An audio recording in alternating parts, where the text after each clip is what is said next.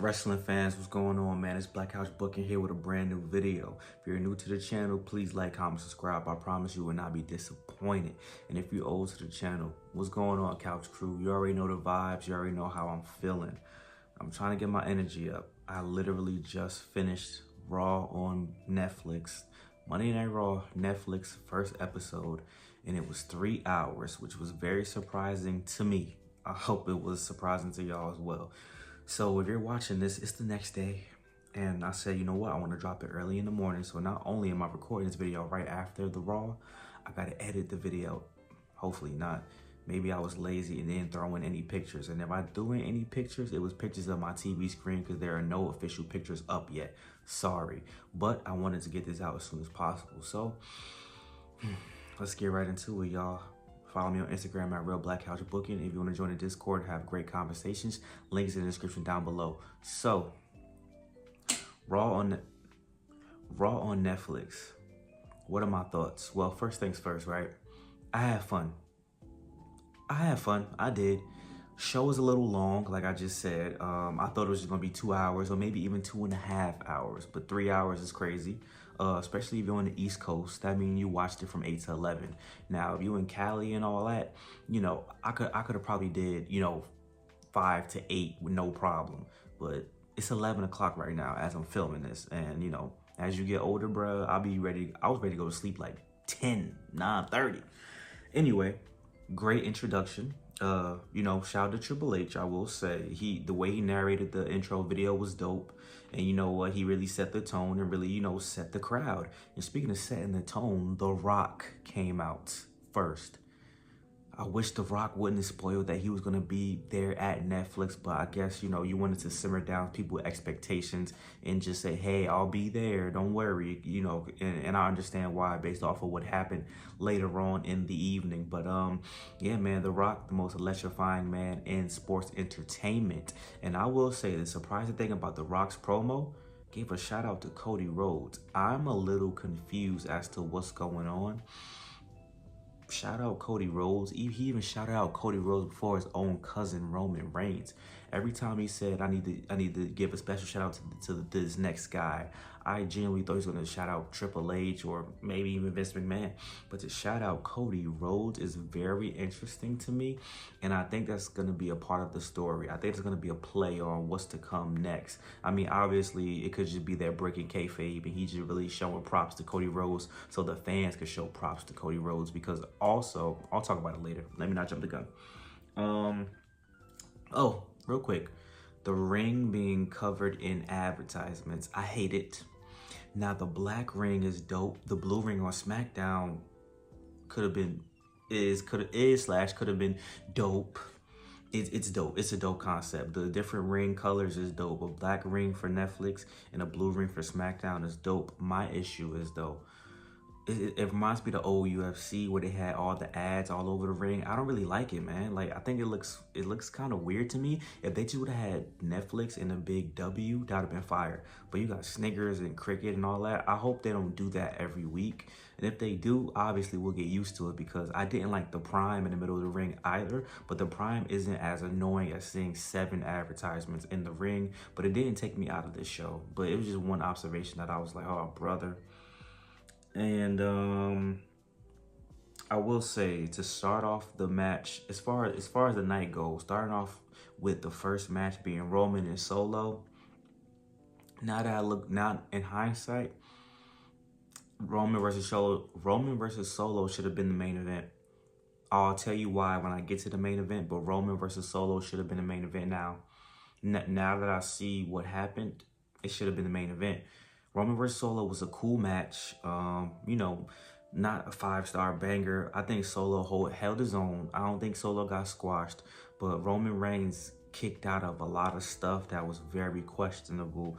I mean, Solo had Jacob Fatu and the Tonga interfere in the match, and Roman still kicked out with no help at all. So I was kind of like, what's the point of them interfering? If you could have just did Roman versus Solo straight up and Solo lost, but obviously it's tribal combat, and they wanted Sami Zayn and Jimmy Uso, and they wanted Jacob Fatu to be seen on Raw because, you know, even for a little second, that's going to be great.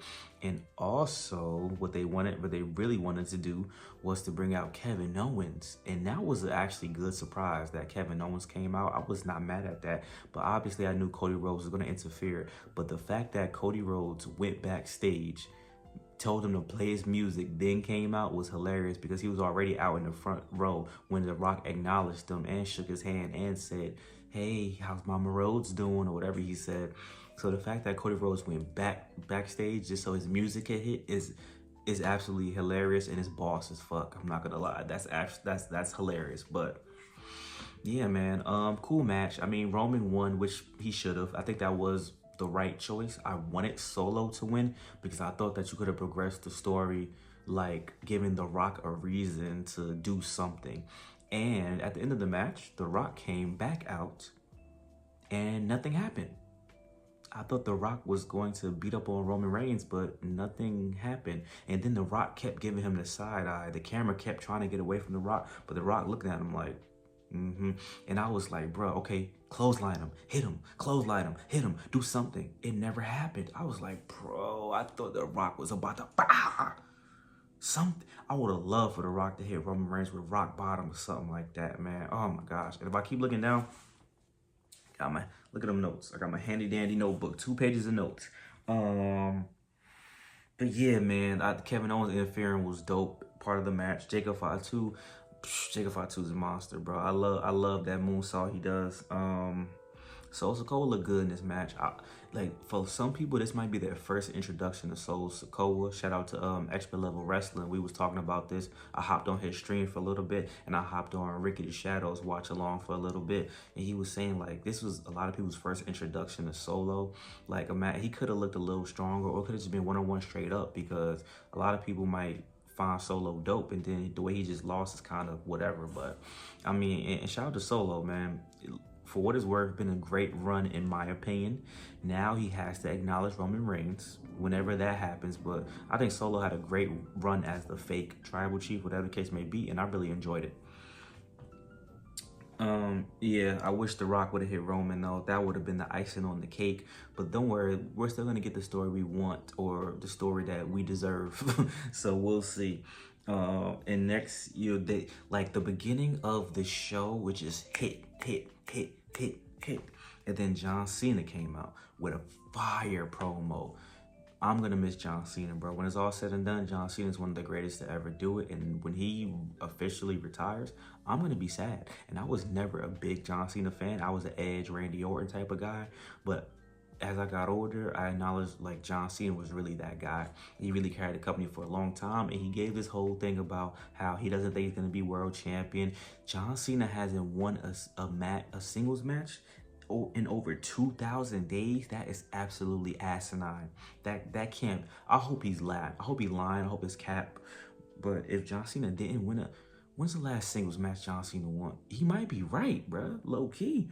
But he hasn't won a singles match over 2,000 days, so he's like, they're not gonna give him an opportunity to be world champion. But then he was like, wait a minute, I would have to do something like maybe Money in the Bank, maybe Elimination Chamber, maybe Royal Rumble. So obviously we knew John Cena was going to be at Royal Rumble. It was skeptical whether or not he was going to compete in the Royal Rumble, because I thought he was going to at least get a solo match maybe against Braun Breaker. But John Cena is going to go after breaking that record for 17-time world champion. He's going to be in the Royal Rumble. Hopefully he comes out at 17. I think that would be poetic.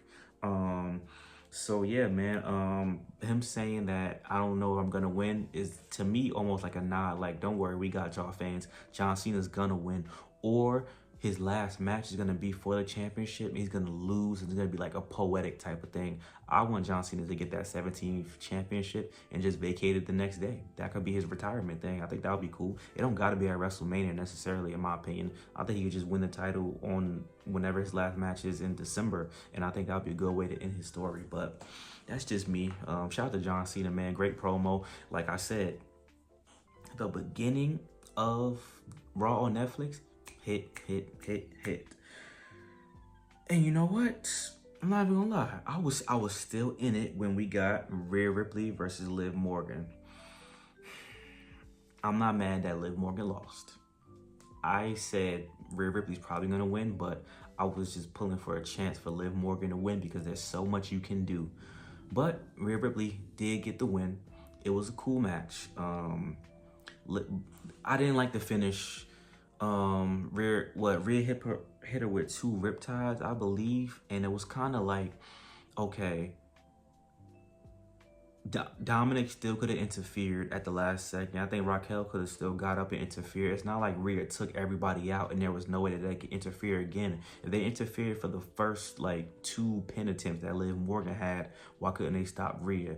I thought Becky Lynch was for sure going to come back on this Raw and help Rhea get the belt because Raquel kept interfering, but that's not what happened. Rhea just beat Liv straight up, even with Liv having 2 people outside of the ring, and those 2 people helped Liv retain multiple times. But this time, for some reason, them being there didn't make a lick of a difference at all. And the thing I hated the most, she had to embarrass Dominic Mysterio. Why? Okay, he's the heel. We want to see the heel fail, blah, blah, blah. But eventually you're going to have to start doing something with Dominic Mysterio. He's done with the Rhea Ripley stuff, right? But why does she have the riptide him? And this is the thing.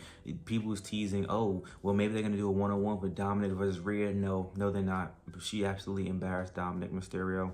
And it's kind of like whatever type of thing. Like, it was unnecessary. And speaking of unnecessary, Undertaker coming out with a motorcycle as the American Badass was unnecessary. I like Undertaker. I like the American Badass persona, me personally. And it was just cool to see him. But I thought he was going to come down, say something on the mic.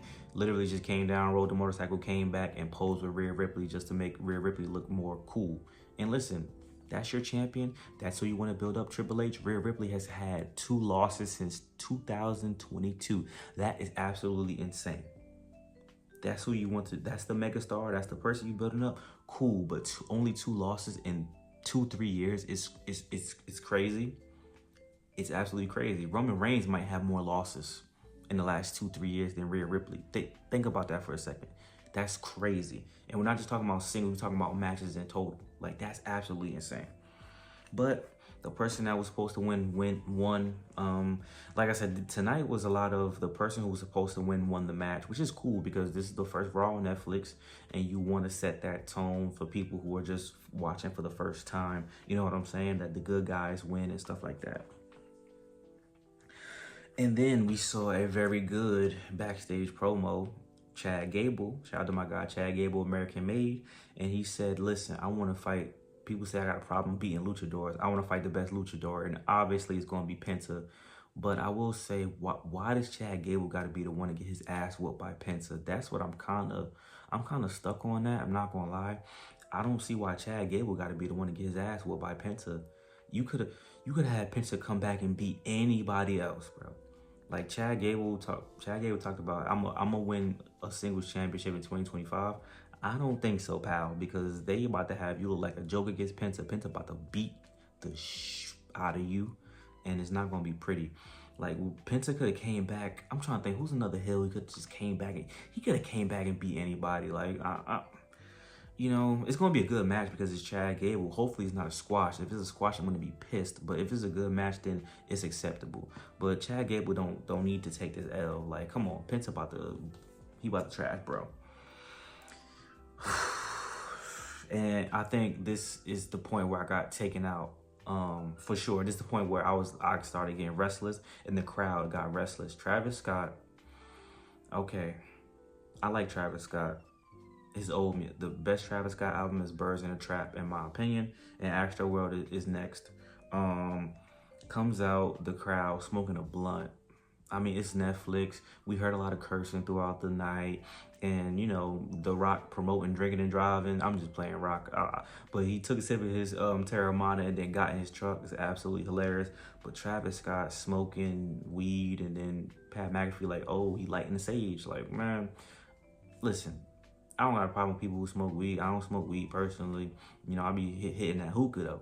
But it's kind of, to me, it's unnecessary. Like, it's kind of lame to me. Like, you don't gotta, because Triple H just came on, or whoever asked him the question, is it still gonna be PG? Well, if you mean PG, it's gonna be, it's gonna be family programming. Ugh. But you got Travis Scott walking through the crowd smoking a blunt, whatever. Anyway, it's just hypocritical to me. But I don't really care about Travis Scott like that, whatever. Jey Uso, man, huge draw, gets the crowd going. One of the best entrances in wrestling, period. Love Jey Uso, really, really do. And I love Drew McIntyre. Drew McIntyre is has become one of the best talkers. He's probably the best heel in WWE. But that match was exhausting and draining, and the crowd got taken out of it. I don't know if it's because the fatigue of just it being a long show, and this is probably why WWE does not like American crowds. Because if they would have been in France or Canada or Saudi Arabia or anywhere else, they would have been hyped from the start to the finish, no matter how long the event was. But LA, they was tired, bro. And I will say this, Jey Uso was moving hella slow in this match. He was taking hella long to get up. Drew McIntyre was like, "Come on, bro, let's go." I could see it in Drew McIntyre's eyes, like, bro, this motherfucker taking hella long. So I'll blame Jey Uso a little bit for this. And the match was whatever because the finish was absolutely terrible. Drew McIntyre is about to hit him with his finisher. Jey Uso collapses. He picks Jey Uso back up, about to hit him with the finisher again. Then Jey Uso reverses into a roll-up pin. Like Jey Uso did not need to win the story. And people are gonna be like, "What's to advance the story?" What story, bro? Jey Uso and the Bloodline shit is still gonna go. Drew is gonna kick Jey Uso's ass, whether it's just taking him out backstage or they're Roman and Drew are gonna get into it, okay? Because the shit with Solo is done. Solo and the other Bloodline are gonna move on and do something else, or they're gonna turn on Solo and start whooping his ass. Jacob Fatu gonna take over that branch of that Bloodline. So I was just after that, my energy was like drained. And no, before I get to that, y'all probably know what I'm talking about. Gunther is the Raw champion, and he didn't get to make an appearance on the show. He got a video package. He's the World Heavyweight Champion of the show. He could have at least did a promo with Logan Paul. So here's my thing. If y'all had time for all this other shit, y'all couldn't have gave him 5 minutes to do a promo battle, Gunther and Logan Paul, because that's probably what's going to be next. So they couldn't have done nothing. That's crazy to me. WWE 2K25. Well, we're going to get a trailer, probably 127, I think, or something like that, which is very, very cool. And Roman Reigns is probably going to be the cover star and the showcase star, which I'm not mad at. Roman Reigns was on the cover of Becky Lynch 2K20, which was absolutely terrible. So this should be his redemption arc, so I'm not mad. And then Hulk Hogan.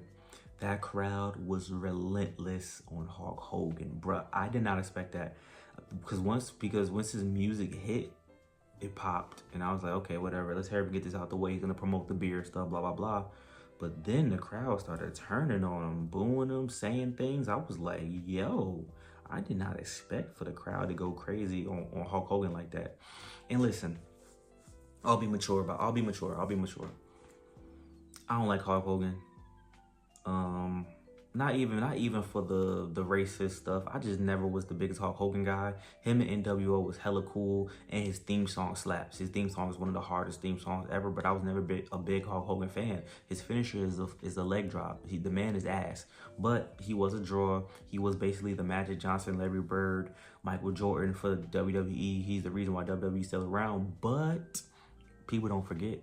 People don't forgive, and you did some slimy shit, and you reap what you sow, and the crowd didn't forgive you. They on your ass. White, black, Hispanic, Asian, everybody was on your ass, booing your ass. So ain't nothing I can say about it. I'm just leave it at that. Hey, you reap what you sow, bro. I mean, people don't forget things. Sorry. And some of the boos were well deserved, by the way. And then we finally got to our main event, which is what I was looking forward to for a very long time. Punk versus, Seth Rollins. And it was okay. I think at a PLE it would have been better, and it would have meant more. I knew CM Punk was gonna win because Seth Rollins hit this man with a pedigree on the table, pedigree in the ring, didn't get the pin, hit this man with the curb stomp, this man's foot hit the rope. I'm like, oh my goodness. I mean, listen, CM Punk have won, yes, but I thought something significant was gonna happen after he won, not him just winning. And I'm like, I hope CM Punk isn't legit hurt, because once he won and he rolled over to the ref and whispered something to the ref, I was like, bruh, please don't tell me this man just got hurt again. Like, that would really, really suck, because I'm sure they need CM Punk for stuff to do. And then that would have been a waste of him beating Seth Rollins. So, you know what I'm saying? Obviously, they can't predict if the man's gonna get hurt, but it's gonna be a waste. It was a good match, but the crowd, bro. Drew versus Jay, Hulk Hogan, all that took the crowd out of it, bro. The crowd, this is a match the crowd's supposed to be hyped for. I think this match should have started off the show. Roman versus Solo should have ended the show, because then when The Rock comes back out, Rock could still start the show, but when he comes back out, then people are like, oh, he about to attack Roman, he about to attack Roman, he about to attack Roman. It would have meant a lot more. And then he announced he's gonna be on Netflix. Then he do the drink with Cody Rhodes. It would have been a lot more meaningful, I think, if they would have did it like that. But obviously, Seth versus CM Punk, I think they deserve the match from a wrestling standpoint, but the crowd, man, Jay Uso versus Drew shouldn't have been on the card. That could have been the main event for next week. And even not just getting rid of it, if you would have did Lyra versus Dakota Kai in a 10-minute match, I promise you, it wouldn't have made much of a difference. People were like, well, I'm happy it's not on this card, because it would have got overshadowed by everything else. Everything else, bro, nothing got overshadowed. Drew McIntyre and Jay was just out of place, and it ruined like the pacing of the show. If you would have did Lyra versus Dakota Kai instead, at least people would have rolled the high of crowning the first women's champion on the first the first Raw on Netflix. Like, it would have been like boom, boom, like they hit. Once we got the Drew versus Jay, it's kind of like, what's the point of it? That's not a hit. That's just, okay, that's a match. Now we could have got hit after hit after hit after hit after hit after hit, and it would have been perfectly fine. Like, next week's Raw card actually looks really good. You got Damien versus Finn in a street fight. Now we got Chad Gable versus Penta. We got New Day versus LWO, and we got the women's Intercontinental next week card. Look, I'm looking more for the next week's card. I ain't gonna cap. Like, as far from a match standpoint. But overall, I think the show was fun. It had many flaws. It was far from perfect. I will give this show an 8 out of 10, because the beginning of the show had me on a high. But then the end of the show, I was very, very low. And not just because it was long. That Jay Uso versus Drew McIntyre match really threw me out of my game. Like, I really couldn't. I was trying to, like, stay in it, but I was done after that. For real, for real. I had fun, though, y'all. I don't got no complaints. I think for Triple H, this is a decent start to this is really Triple H's new era, because this is his thing. You know what I'm saying? The first Raw on Netflix is his thing. This isn't a Vince thing that he got blessed in. The Roman Reigns bloodline was a Vince thing that he got blessed in. The Judgment Day, yes, even the Judgment Day was a Vince thing that a lot of booking that Triple H had to get was stuff that he inherited. But now, Rhea Ripley is now really his champion, even though she was at WrestleMania 40 as well, in my opinion. But like, everything is really his now. So now, whether you fail or succeed is gonna be on you. And I will say the first Raw on Netflix was a success. I think the viewing and the rating is gonna be off the charts. And I didn't get no buffering. Me personally, I had no mistakes, no buffering, no nothing. So I'm cool. I didn't have to close it out and come back in. It went through flawlessly. They learned their lesson from the Jake Paul, Mike Tyson thing. So I think it went really, really well. And I had a good time overall. I'm not gonna lie. 8 out of 10. But man, that bottom, the end though, man, it was almost there. And I think we could have got a little bit more surprises, bro. I thought we could have got Jade Cargill coming back. We could have got Becky Lynch. Like, if this is the first Raw on Netflix, you would have hit us with like 2 more things, and it would have been flawless to me. But let me know what y'all think, man. Like, comment, subscribe. Thank you for love and support as always. Had a good time. I'm ready to go to sleep, bro. I'm tired. But nope, can't even go to sleep. Gotta edit. The grind continues though, man. Peace. Like the video. Please get the likes up. Help my video spread worldwide to everybody, because